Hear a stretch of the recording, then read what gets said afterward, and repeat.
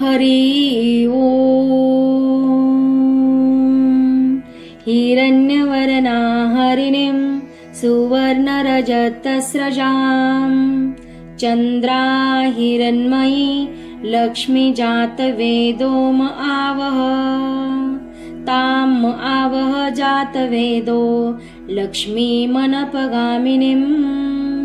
यस्या हिरण्यं विन्देयं गामश्वं पुरुषानहम् अश्वपूर्वारतमध्यान् हस्तिनादप्रबोधिनीं श्रियं देवीमुपहवये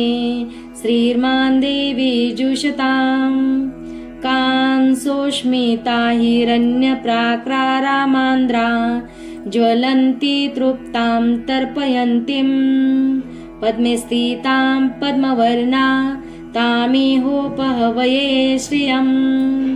चन्द्रा प्रभांसा यशसा ज्वलन्ती श्रियं लोके देवजुष्टामुदारां तां पद्मनीमीं शरणं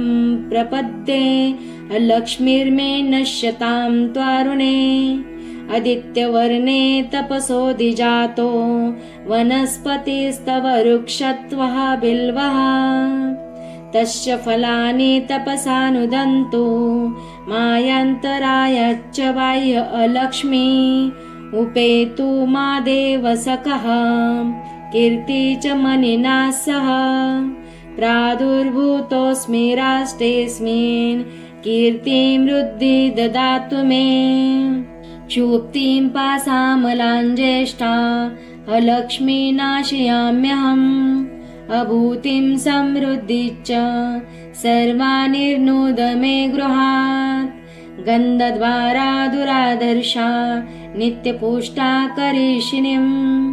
ईश्वरी सर्वभूतानां तामिहोपहवये श्रियम् मनसा काममाकुति वाचः सत्यमसीमहि पशूनां रूपमनश्यमयि श्रीश्रयतां यशः कर्दमेन प्रजाभूता मयि सम्भव कर्दम् श्रियं वासे मे कुले मातरं पद्ममालिनीम्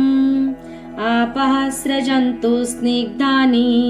चित्क्लितवसमे गृहे नीचदेवी मातरं श्रियं वासे मे कुले आद्रायः करिणीयष्टि सुवर्णा हेममालिनीं सूर्या हिरण्मयी लक्ष्मी जातवेदो म आवह आद्रा पुष्करिणी पुष्टि पिङ्गला पद्ममालिनीं चन्द्रा हिरण्मयी लक्ष्मी जातवेदो म आवह ताम आवह जातवेदो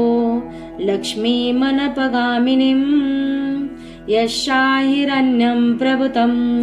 गावो दाशश्वान विन्देयं पुरुषानहम् या शुचि प्रयतो भूत्वा जुह्युदाज्यमन्वहं सूक्तं पञ्चदशश्च श्रीकामः सन्ततजपेत् पद्मानने पद्मौरु